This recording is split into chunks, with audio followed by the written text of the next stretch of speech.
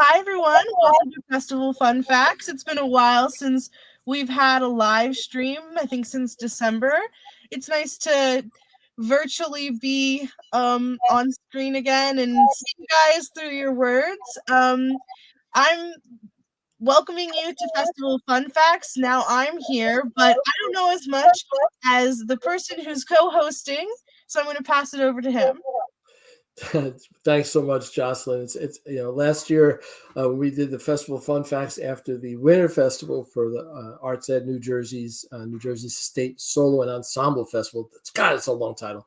I was flying solo with your guidance in the background. I figured, let's make it more interesting so folks can get another perspective, and to bring you in front of the camera into the studio with us and share the fun of the festival fun facts.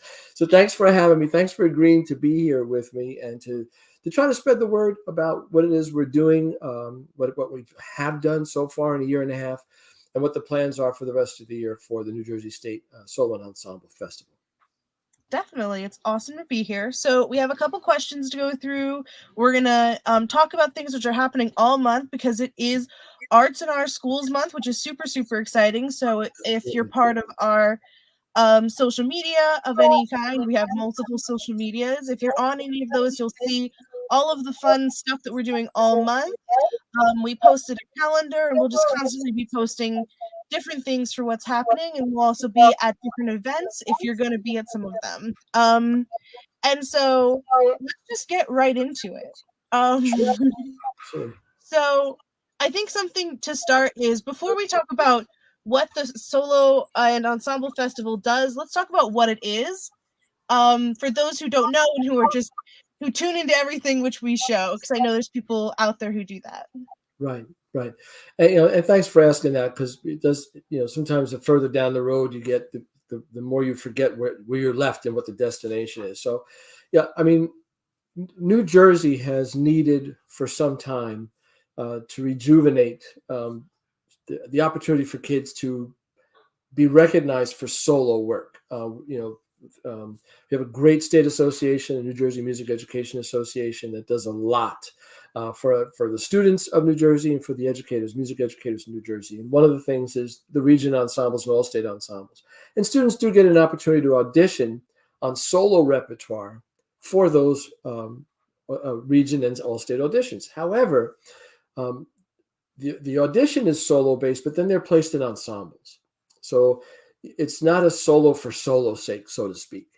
Last in the spring and into the summer of 2020, at the outset, I can't believe it's been 2 years already. At the outset of this crazy pandemic that we were all hopefully on the exit out of, working with Bob Morrison on the September Ready Task Force. And seeing things being canceled and postponed, and the uncertainty for our students and the direction we were going to, this remote/hybrid world of education, much less arts education, we thought, what can we do in this darkness to bring to some light? And let's see if we can do this solo and ensemble festival. And so, with the help of a lot of assistance, we came up with an opportunity for students to study and present solo literature and ensemble literature, but really focusing on the solo area, to receive ratings and commentary from professional educators and musicians throughout the country and the world. There are goals and missions. We want to promote excellence in music education. We want to promote skills in music performance. We want to encourage students to continue, because that was another one of our fears, was that students would drop. So we wanted an opportunity for students to continue. We wanted the opportunity for directors and students to set goals for themselves. And lastly, we also wanted to have students form connections and relationships between their music making and the global society in which we all live. So making those connections was another important part. We had a great run last year, over 2,000 registrations. All 21 counties of the state of New Jersey were represented. I don't know, I couldn't tell you, I don't have the numbers in front of me with how many schools and private instructors, and then we decided let's continue it this year. Let's stay in the remote setting for various reasons, which we'll talk about, I think, a little bit later in this program. And we just had our winter festival that wrapped up last month, and again, very successful. 16 out of 21 counties. We missed out on 5. I couldn't get some of my brothers and sisters in South and the southern and far western parts of the state didn't get a chance. And we started to go back to quote unquote normal. There's people going on band trips and having concerts. So this remote festival was not at the fore because it was one of the only options last year. So we did have an opportunity, and we celebrated the fact that kids are able to go back to music making in a more traditional form. But we want to also remain as part of the selections and opportunities for the kids in the state and become part of the fabric of what music education is here in the state of New Jersey. Absolutely. I think this is so cool. I think we've talked a lot about it, and we're going to talk about it more. The virtuality of the innate virtuality of this competition. But I think it's really cool to focus on solo performances, because during COVID, people were really afraid of it. We're really scared to do solo performances, and then people also were stuck in doing those. So it was hard to do bigger performances. And it's wonderful that you took that and you reinvented it to be not a negative, but a great positive, to really show that it's your skills that you're performing. And it's really beautiful to see that. Yeah, thank you. We appreciate that. And listen, every musician knows, or most for the most part, most musicians are community beasts, right? We play in bands and choirs and orchestras, right? Of some sort or another. So we're used to making music with other people. But there is something to be said about pushing your own envelope and studying repertoire that perhaps exceeds your grasp to take you to that next level. And this was an opportunity to do that. And because of the fact that we're using a remote protocol for our adjudication protocol, and students can do it from rural areas and urban areas, in school or at home or in a private studio, we reached a larger amount of students in a lot of cases, rather than have a central site that kids had to be bused to or drive to, and that might have been an obstacle that we overcame. We're still glad that we're back to a quasi-normal, and hopefully more towards, we just had our 4th grade and 5th grade performances. We have another one Saturday in my school, in the school district of Chatham's, which we're very happy about. But we're also promoting for our middle school and high school kids this solo and ensemble festival, because, and the other part of this, which we'll get into in a little bit as well, is the level of adjudication. I mean, we just have the highest level of folks listening to our kids and providing invaluable commentary. So we're also very happy about that. Absolutely. And so these things that we're touching on in this session, we're also going to talk deeper in each session that we're doing. So we're doing 4 this month, 1 each week. So this is the intro and registration. So we're going to talk in depth about registration this time.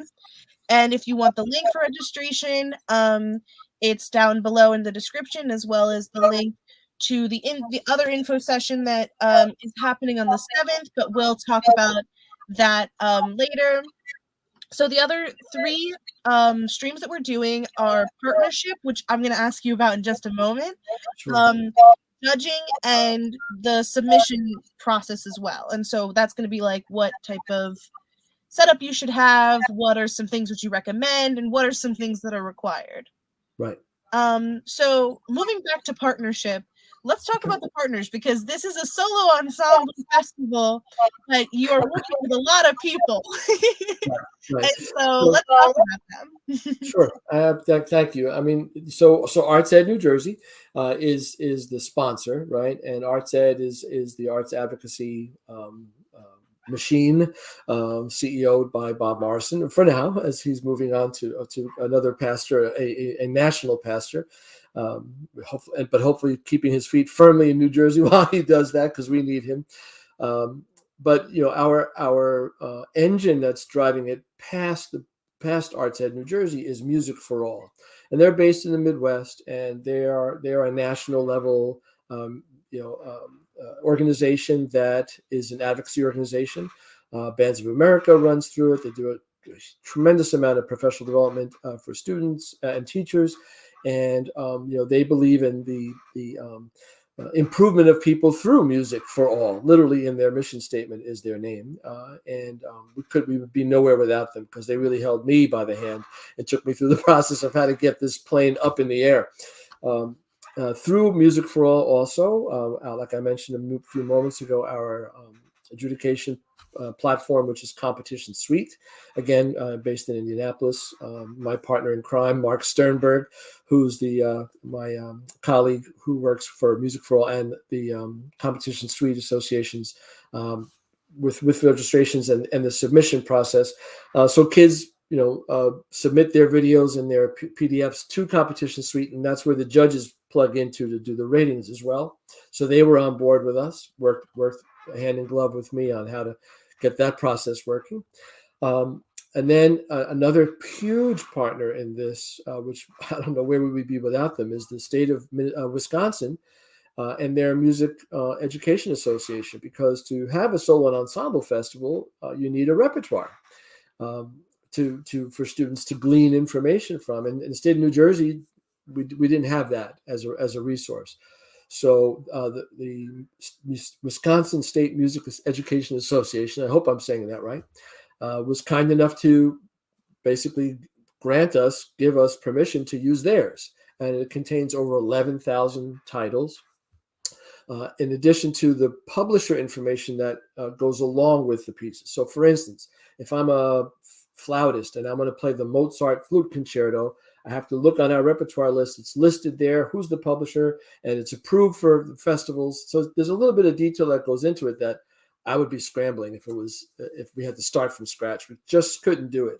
And they've been very kind about loaning us their festival repertoire list, in addition to, having conversations with us saying, here's our festival guidelines and regulations.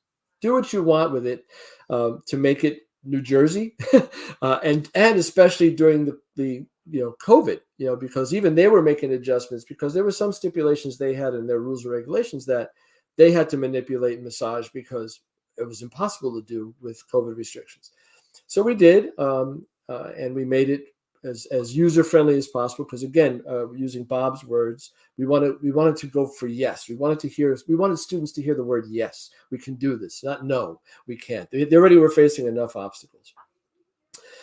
Then subsequent to all of those, we had some local partners, which have been amazing. The New Jersey Symphony Orchestra came on board and has been on board in a number of ways. One is by providing some adjudicators who are members of their orchestra to sit on our panel and adjudicate our kids and commentate on them as well. They also provided tremendous awards for our kids at the end of last year by having these remote master classes for our students with their symphony members. We had Elefante Music come on board from New Providence, Berkeley Heights, and Scotch Plains. Their School of Music was a great partner, providing the same kinds of support and resources and master classes for the saxophonists and vocalists and guitarists and pianists. And then Jazz House Kids from Montclair, New Jersey, good friends of mine for a long time. They provided the same for some of our jazz students in terms of master classes. And for our gold level festival in the spring, some of their faculty came on board as well to be adjudicators for the kids who made it at the gold star level for the winter festival. So it's just been great. And for the ones that are coming up for our session next week, and I just saw somebody say, and Little Kids Rock, I'm just getting to Little Kids Rock because they're new partners this year, and so where I am thrilled. I know about Little Kids Rock as a former teacher in the Jersey City Public Schools and the Newark Public Schools. I was a big fan of and continue to be a big fan of what they do in those districts. When I became supervisor of Elizabeth in 2012, one of the first things I did in terms of bringing on partners was reach out to the Warren Graham, who's going to be coming on board next week. And get them into our district, and they've been a godsend, and we'll get into that a little bit more next week when we talk about the partnerships. But another reason why we intentionally went to try to get little kids rocking is because the same person, yay for modern band, exactly. We want this festival to be more than just classical music, jazz music. We want to celebrate the kids who participate in non-traditional ensembles. And so we opened it up this year. Warren Graham, who's one of their educational consultants and driving force with Little Kids Rock, came on board and shared the word with his schools and his students. And we had 5 entries, and some of them were terrific. And hopefully they'll be on board next week as well. The Hudson County Prep from Jersey City Schools and their teacher, Martha Wastrulik. Some of the kids wrote their own music, and there were duets. There was a large rock bands. They did some covers. They did their own compositions. It was amazing, and we hope to get more kids for the spring because they've had more time to practice and write their own stuff. And then our last partners that we're going to talk about. Well, our next level of partnerships. I'm very happy to have Dr. Helen Chapyo from the New Jersey Youth Symphony. She also wears many hats. She's the director of New Jersey Youth Symphony, Wharton Performing Arts School, and the Patterson Music Project. And hopefully what we're going to try to do is get the word out to those 3 associations as well about who we are, what we provide for the students. And again, especially, my heart is, most of my career as a public school music educator was in urban districts. So I'm always looking to try to get the kids and my brothers and sisters who teach those kids in the urban and rural districts to open up to get them to participate in an event like this, because they don't normally participate in some of the other region and all state ensemble.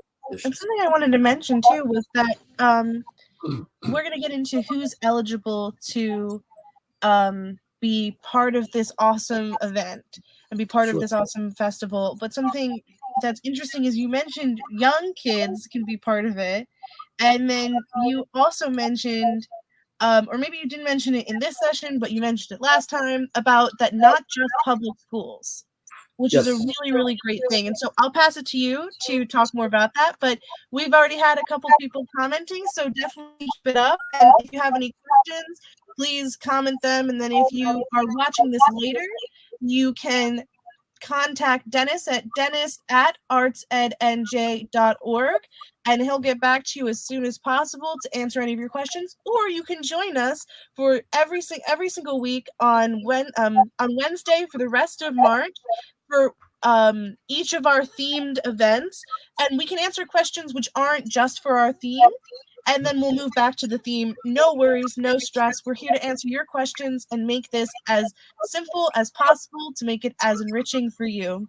So we're going to pass it back over so we can talk about who's eligible to be a part of this. Because if you're sitting there and you're like, wow, this sounds great, I wonder if my kid can be a part of it, or I wonder if my students can be a part of it. Now Dennis is going to answer that question. Right. That's wonderful. And thank you, Jocelyn. Again, another great reason for having you with me, because you keep me centered here. You keep the rudder going forward. This was a tough decision because we wanted to be as inclusive as possible. We also wanted to be realistic and not put pressure and on kids who were maybe too young to really appreciate the work that goes into preparing for something like this. So we decided to open it up for grades 6 through 12. We thought middle school through senior and high school would be an appropriate age group. Now, believe it or not, this year, I've had some teachers, and again, I always have Bob Morrison's words in my head with regard to this about, Dennis, we need to move toward yes. I have had some ensembles, and especially through the modern band ensembles, and now through the Patterson Music Project and some of the other urban ensembles that have reached out to me, that say, well, suppose I have like a 4th grader in the choir, and there's like 32 people in the choir, but there's only 1 or 2 like 4th or 5th graders. Is that okay? I don't want to say no to everybody, but those 2 kids could participate. I mean, we will work. You can't have an exceptional program without making exceptions. I can't accept a 4th grade choir. that would go outside of the parameters of what we're trying to do. But if you have like, let's say you're doing a scene from a Disney Junior show, or or an MTI Thames Widmark show. Our school just finished doing Willy Wonka. Let's say there's a scene there that you'd like to enter, and it includes 15 or 16 kids, and a couple of the kids are in 3rd and 4th grade, but everybody else is in middle school. I'm going to say yes, and I'm going to have you enter. And because I don't want to say no, I want to give those kids the same opportunity, right? Last year, we also put a cap on our ensemble size at 30. And the reason we did that last year was because of COVID-19. Only because we tried to be as realistic as possible, in as much as, because so little large ensemble rehearsals and teaching was going on in our schools, it would be very difficult to rehearse an ensemble any larger than that. And in a recording situation, it would be very difficult to record an ensemble that size in, like, let's say, spread out over an auditorium or outside on risers. So we thought 30 was the cap. And we had a couple of string orchestras, a couple of concert bands, a couple of choirs that went up to 30. Nobody exceeded it, and I probably would have let them in if they did. But this year we're hoping for the spring, because we are back. On Monday, the mask mandate is lifted. It's optional. We may have more ensembles if students want to enter scenes from shows or rock bands that exceed that size, or you have a steel pan ensemble with 35 kids, enter. So that's the size of the ensemble and the grade level. And like you mentioned, Jocelyn, another thing that makes us a little bit different is students don't have to be from a public school or a private school, or they could be homeschooled. We had several homeschool students enter. We had students enter that were sponsored and registered by their private teacher. So that a lot of the other festivals and auditions that occur in the state of New Jersey, the teacher needs to be a member of the New Jersey Music Education Association, and I'm a board member of the New Jersey Music Education Association, and I understand why that stipulation is there. However, again, in an effort to say yes to more opportunities for kids, we decided that we didn't want to limit kids to that. And if you're studying with somebody who is a teacher in, I'm going to pick New Brunswick, and your teacher is not a member of NJMEA, that shouldn't disqualify you from participating in this. So that's the other part of it, is that it could be a homeschool child, a parochial school, private school child, or a non-NJMEA member school.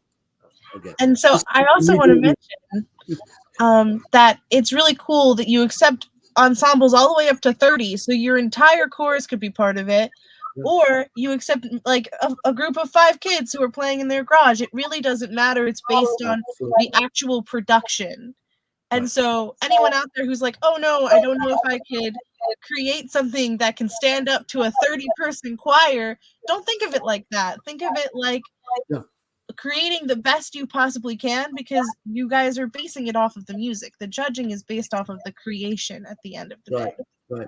Yeah, and you bring up a good point, and I keep forgetting to bring this up. I think because I'm in the middle of it, I'm not really sure. But what's interesting is it's not a competition.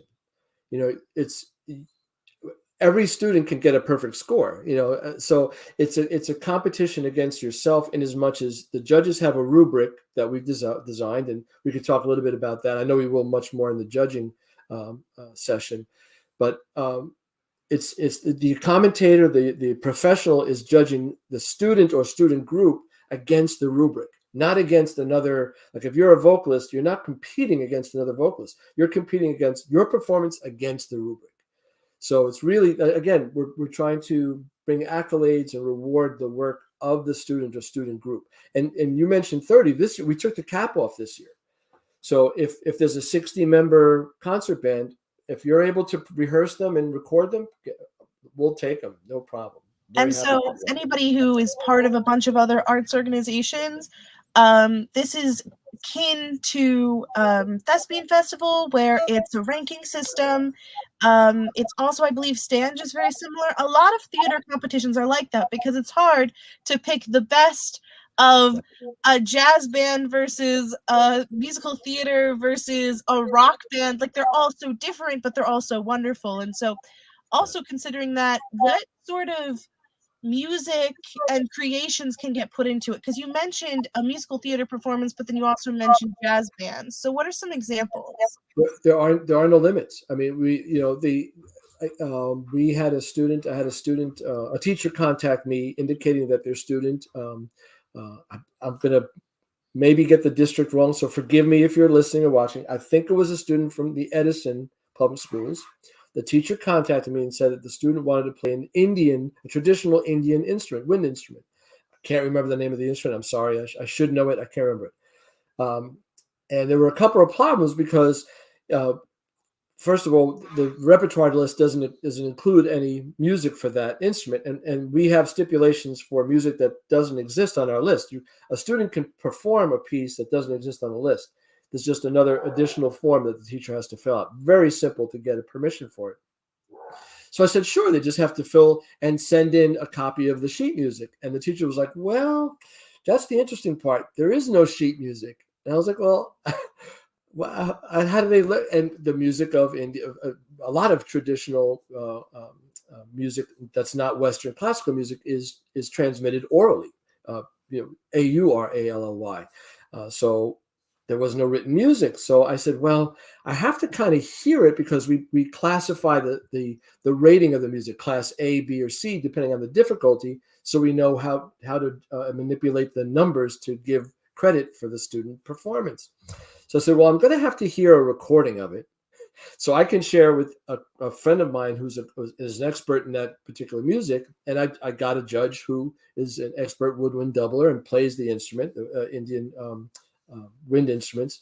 They rated it and the student performed and got credit for it. So there really is no, that'll be my problem. If you have a mariachi band that, if we were doing this in Texas or California or the Southwest, they have some killing mariachi ensembles out there, and they have their own festivals. So if you have a Spanish, when I was a band director in the Newark Public Schools at Arts High School, I had a salsa and bachata and merengue band.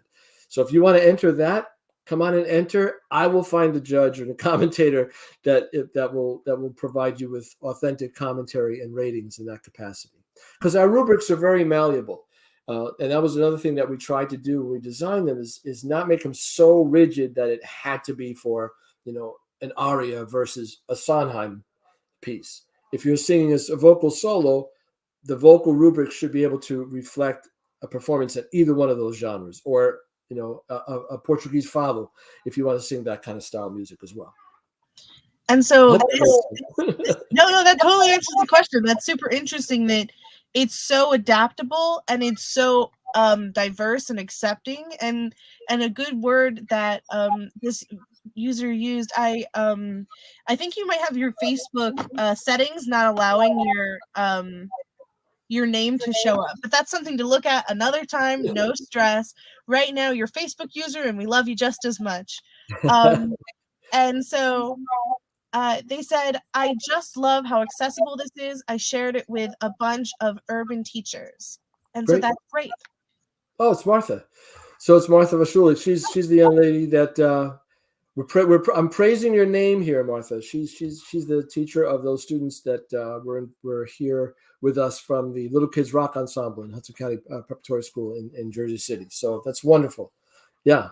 Come back next week, and you'll see Martha on the screen. Hopefully, she's gonna be a guest with us in the studio. That'd be great.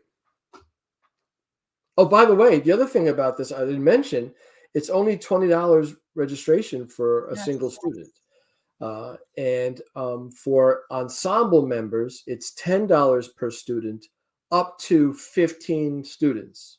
So the maximum price for an ensemble is $150. So if you have a 30-member ensemble, it doesn't cost any more than $150. And the good news plus on top of that is one of our other partners, and forgive me for not mentioning earlier, because they're affiliated with Arts Ed New Jersey, and that's the Grunin Foundation. They're on the board of directors for Arts Ed. They have graciously donated scholarship funds. So any student that is in need will receive a scholarship to participate. The only thing that has to happen is the teacher fills out a scholarship form, and it's very user friendly, and there's no explanation other than the teacher recommendation. So if I had a student that, if I said, my name is Dennis Argul, Jocelyn Jeffries is deserving of a scholarship to participate in the festival, they'll be accepted. No one has been turned away because of lack of registration funds. So again, we're trying to say, I have that Bob Morrison mantra in my head, Dennis, we need to say yes for the kids. And so they're making it happen. And so this is another reason, make sure you write down his email. And so if you need to reach out to him and ask him about any of this, you can let him know. It's dennis@artsednj.org. And then we also just got another comment. They said, this is so wonderful. Victoria, I still don't know how to pronounce your name, and I've talked to you probably 100 times. And she said, I'm a student at NJ PAC, and last year I was winner of a governor's awards. And hi, yes, she's amazing. Her voice is amazing. And hi, I'm so glad that you're tuning in. Well, after having 2,000 plus kids, now that we just finished having, so another few hundred students this past winter, I don't remember seeing Victoria's name, but if Victoria's between grades 6 to 12 and wants to enter, I look forward to having your registration and hearing your voice, because I do review, you could believe this or not, I do review every one of the films that were sent in. Because part of my job also is, as I see it anyway, is to make sure that the judges are using the rubric in an objective, fair way. So I want to make sure that there's inter-rater reliability with the judges. So some judges aren't being a little more hard than the others, and more a little more friendly, user-friendly with their numbers. So I listen to every kid. I see you love to enter. I'm a jazz vocal. Perfect. Yeah, she said, I'm a senior and would love to enter. I'm a jazz vocalist. Outstanding. Outstanding. And then also it's peer reviewed. That's a way to just describe it, is that it gets double checked so that all of the judging is not only are the judges phenomenal and next level, but then it gets double checked so it's next level of next level. Right. So I appreciate that. And we, at the end of the festival last year, I put together a survey for the directors and the judges, just to see how could we improve upon things. And we listened to them. We made the registration process easier. We did things like this inter-rater reliability. We tweaked the rubric. I have a 25-member panel that works on the rubrics with me, and I do very little. I just kind of guide them with that, because I really wanted to be teacher based. And again, there were 25 teachers and administrators from the New Jersey Public Schools on board to do this. And we broke up into teams based on their specialty and tried to come up with a tool that is fair and realistic and could be used for, like I said, for Victoria when she comes in and sings, When Sunny Gets Blue, and somebody who sings No One Is Alone from Sondheim's Into the Woods, and somebody who sings, Que Lila Manina from La Boheme. So that's what we're hoping to do, is to be there for everybody. Absolutely. And so that leads us to getting right to it. How do we get in this thing? So what are the guidelines and how do students register? Okay. So you have the website on which I can't see from where I am. So if you haven't already, I strongly suggest that you go to the website. You have to register for access to the site. So it'll ask you, name, address, what school you attend to. If you don't go to a school, if you're homeschooled, there'll be other there, and pop that in. Ask for a password for you to have access. And have a little box to check off to say, I agree with the terms and conditions of the site. There's really no terms or conditions, it's just a formality for us to use. Once you do that, the gates of the site open up to you and you get to the website. And there you can look up basically everything you want: the festival rules and guidelines, the list of repertoire, Again, one of the changes we made last year, we had tabs, and it was like an Excel spreadsheet, a little clunky to get around. So Wisconsin State Association worked with us, made a PDF for teachers to be able to download, much more user friendly for teachers, students, parents, whoever wants to go there. It's not, again, you don't have to show any membership. There's no fee. It's totally free. You can get access and go there. And so right now, registration's not live. Registration won't be live until next week, a week from, actually, no, on Monday of next week, the 14th. We go live at registration. So you can go there and see the registration drop-down window, and you can navigate it. But if you hit submit, nothing will happen. It's because we're not live yet. So you can get a sense of how to register, but it won't register you yet until the 14th. But you could be able to see, like, okay, if I want to sing, let's say I want to sing this song from Sweeney Todd, and it's in the key of A, but I can't hit it in A. I have to sing it in the key of F. But the stipulations say I have to do it in the key of A. You just fill out another form called the transfer form, and it comes to me, and I okay it. So you want to get into those rules and regulations and see what the stipulations are there. The Wisconsin had a rule that if you do music theater, you also have to do a classical piece. We removed that rule for our festival. Again, you couldn't take a piece for tenor sax and play it on alto, or vice versa. We removed that rule. So you can if you play baritone horn and there's a trombone piece you want to play, go ahead and play it. You just have to fill out the transfer form. Very user friendly. It's very based on adaptation, and it's very diverse, and so it's if you have a distinct view of what you want to do, then there's a way to do it, and this website's the way to do it, and it's in the description below with another link which we'll get into in just a moment. But please continue. Yeah, the other thing I was about to say, and thank you to remind them about that is again, if you compose something as a student, you can perform that. And every category, you scroll all the way down to the bottom. If I was an oboist, scroll all the way down to the bottom, it'll say SC, and that's student composition. And that's the code you use for that. And then that'll give you a drop down and say, okay, what's the name of the composition? When was it written? It'll ask you a couple of questions about that. And that's really all you have to do at that point.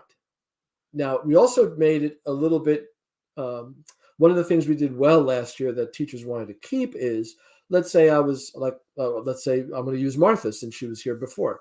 Let's say she has 10 groups in the spring. Well, rather than her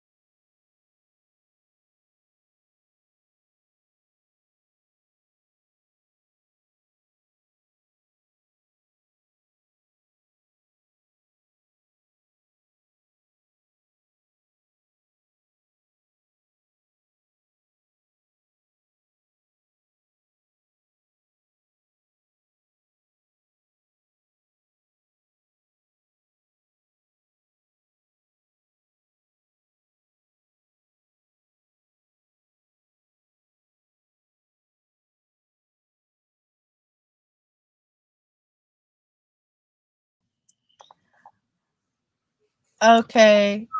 We should What be happened? back. Let's see What here. happened? So sorry about that. That's okay. Internet will be like that sometimes. So we were talking about The mass registration. yes, we were talking about registration, and of course we're going to get into this.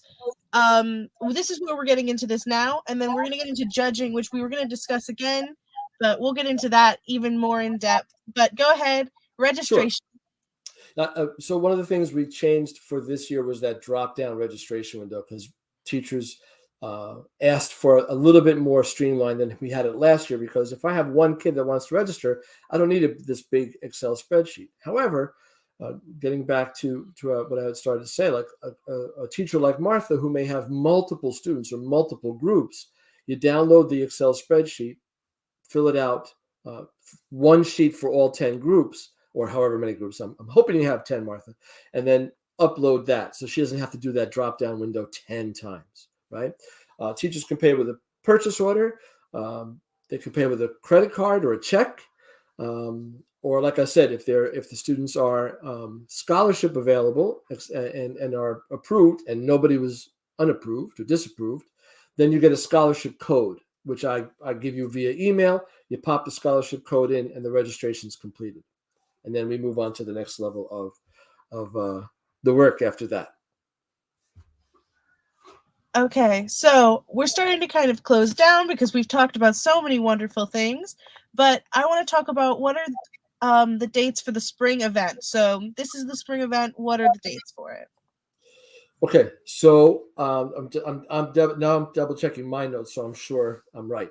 So next Monday, the 7th, we have this information, this secondary information Zoom for folks, parents, teachers, students who have secondary or tertiary questions. The following week, the 14th, and I can't believe I forgot this because the 14th happens to be my birthday.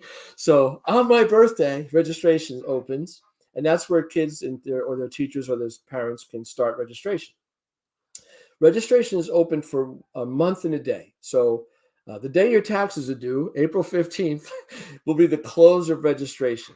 And we try to open up for a full month because, especially those students or teachers who are new at this, there might be a problem with the registration.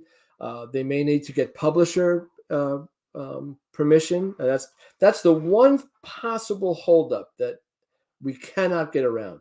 If you want to do a piece of music that is not on our repertoire list and does not match an approved publisher list that we have, and we've got like 500 approved publishers on a list. When you go to the site, you'll see. Then you, the teacher or the student or the parent, whoever's doing the legwork, needs to reach out to the publisher to ask permission. Can I perform this piece in this virtual festival?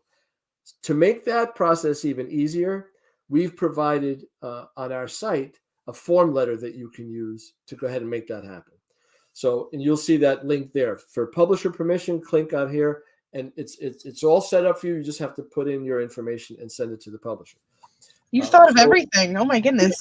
Well, and thank God, again, I have to give props to my brothers and sisters from Wisconsin and that education association, because they dotted a lot of the I's and crossed the T's. And like I said, gave us permission to go ahead and manipulate it for our purposes. Once that's done, then myself and I mentioned earlier, my colleague Mark Sternberg from Music for All Competition Suite, we take 2 weeks from the 15th of April to the end of April to double check all the registrations. Make sure that, I didn't say I wanted to play a saxophone piece, but I put the event code for a clarinet piece. There might be trouble. There might be some issues there. Oh, by the way, students can participate in more than one category. So I can't do 2 clarinet solos, but I can do a clarinet classical solo and a clarinet jazz solo. So those are 2 different categories. So we had some students who were like in the jazz band, the choir, and did a solo. So we just had to make sure that particular student was registered for the right place at the right time, so to speak. So those kinds of things take us about 2 weeks. Then from the 1st of May to the 15th of May is when the students will upload their videos and a PDF copy of their sheet music to Competition Suite. Okay, and that's again the protocol. That's the platform we use for our judges to use. And that information session will happen on April 4th. I have a separate information session for that, as well as we're going to hit that on the 16th of March, you and I, when we talk about the judging. And then we have that final one on the 30th, where we'll get into even more detail about how to do this. It can make some people nervous. It's really, really simple. You get a free account with Competition Suite. You click on the event, and you'll see Upload Submission. And you literally click on that. You drag and drop your video, drag and drop your PDF, and it's Bob's your uncle. You're all set up. Then the judges will have 2 weeks, the 16th of May through the 31st of May, to do their adjudication process. And then on June 1st, we will contact all the teachers and students to say, Your results and commentary are available on Competition Suite. Kids and their teachers go back, they click on the link, and then they can hear the judges' comments and find out what their score is. All students receive a certificate from ArtsEd New Jersey. And without going into too much detail, you can get gold star, gold, silver, bronze, or the ratings of developing or emerging musicians. And we're going to go into more detail on that later in the month. But if anybody has questions, you can email me and I'll give you the answers. And speaking of questions, we have one right now, and they said, is there a limit to how many scholarships can be granted to students of one school? No, there is no limit. If I have, if that I don't have to give a for instance. The answer is no. we don't want to say no to a student. So if the director, through their discretion, is saying that these students are deserving of and need of the financial assistance to participate in this festival, the answer is going to be yes. And then I'll give you the correct code to match the amount of students for the registration process. No to limits and yes to possibilities with this competition. It's super exciting. Love it. I love that. I'm stealing that. So, as we start to close down, I want to cover some things. So let's kind of go over what we're going to be doing for this month. So this is our introduction and registration. Dennis, do you think we covered everything with registration? I think so. Again, if you have any other questions, you please reach out to me, or in the description below, there's a link for you to register for a Zoom session on Monday. I know we're all busy and we're kind of tired of Zooming. So if you're not free on Monday but still want the information, register for the night, and you'll get a recording of that as having registered. And also, if you'd like, on our site right now, on ArtsEd registration for the festival now, there are links to last semester's info sessions. We've tweaked it a little bit, again, to try to make it a little bit more easy. But if you want to see what it was like a couple of months ago, you're welcome to go to the links that are on our site right now. Okay. And both of those links are down there. The first link is I know it says registration twice, so that's a little confusing. The first link is our website for this festival. The second link, the one which has Zoom in it, is the Zoom link that will be the one which you register for. There's a lot of register, but just look for Zoom and then look for ArtsEd NJ, and that'll differentiate it for you. Cool. And so now then next week, the 9th, we'll be talking about partnership. And so we'll have a couple of guests on and we'll talk about their specific organization. We'll talk about what they do with our organization, all of that great stuff. Right. And then the week after that is the 16th. And so we'll be talking about judging. And so any questions you've had about who are the judges or why are the judges? No, nobody asked why are the judges. We have judges to make sure that you're doing the best you can, and we're giving you exactly the ratings and the excitement and the cheering on that we all need when we're creating. And then we're going to talk about where are they from, and we're going to talk about what is the scoring that they do, and we'll go more into detail about the layers of the rankings. Sounds great. And then Festival Fun Facts is going to skip a week because we're going to have you, if you're tuning in each week and you separate this time, we're going to have you tune into the Arts Educator Roundtable, which is the 23rd. Definitely tune in there. We have a bunch of interesting people who are going to be on. It's going to be super exciting. We did an Arts Educator once or twice before. We did it last March, and I think we did it one other time after that for the dancers.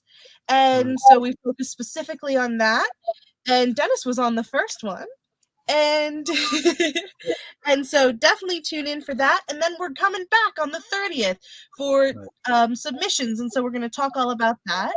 And that'll be super, super exciting. So March is a decked out month of super exciting stuff. And then some push-ins just from ArtsEd NJ in general. The Student Voices Roundtable will be on the 7th, which is the same day as the info session for this, but the Student Voices is at 6, while Yes. the registration info session is at 7. Also, you can get a recording of that, so you don't have to worry about being overbooked because we can always work it out. And there's still time to sign up for that if you haven't been on it, or if you have students who want to be on it or something like that. That's where we have students come together and just talk about why they do arts education and what they love about it. And there's also still time to sign up for the Arts Educator Roundtable. And then look out for our post for SEL Day, and other info sessions that will be happening all month. So That's amazing. our promotion is down. That's great. I mean, it sounds like a lot, but you know what? It is a Mhm. lot, and Mhm. just it's important for us to stay engaged with one another. Um, Advocacy is not an act that takes a rest.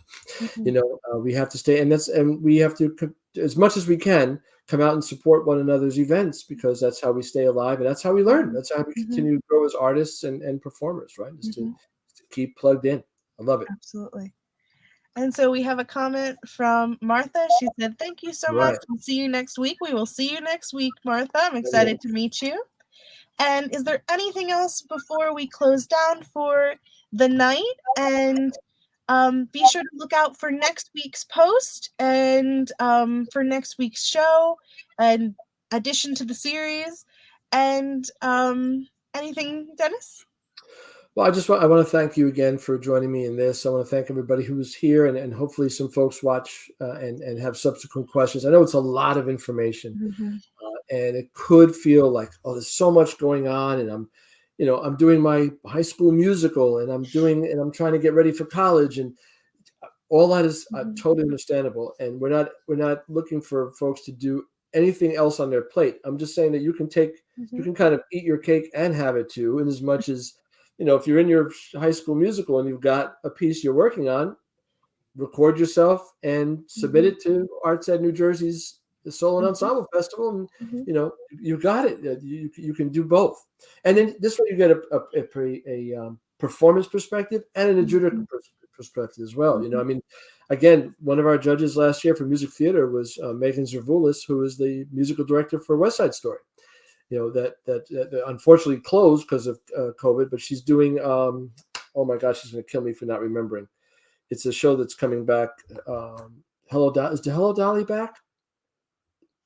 Okay, I think she's the MD for that. It's I a think so. revival. I'm not 100% sure either. I haven't been keeping up with theater as well as I should Well, be. Megan, if you watch now or later, don't get mad at me. It's what happens when you get old. But she's an amazing musician, and that's the caliber of people that we have on board, giving commentary and ratings to our kids. So I wish it was around when I was a kid. That's for sure. Oh wait, Funny Girl. Ah, I funny think girl. Thank I think you. that's right. Thank Yeah, you. Funny Girl, because I remember some people talking about who was going to be in it. Yes, Funny Girl. Thank you very Nikki, I'm much. not sure if that's still Martha, but if it is, that's it. Thank you. Okay, so with that, I want to review. We're going to have an info session each week.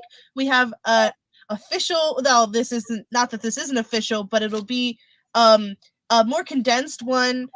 This is more specialized for each week, so that'll be more of a condensed, quick info session on the 7th, and that's at 7 p.m. Right. And then we have, as Arts and J, we have a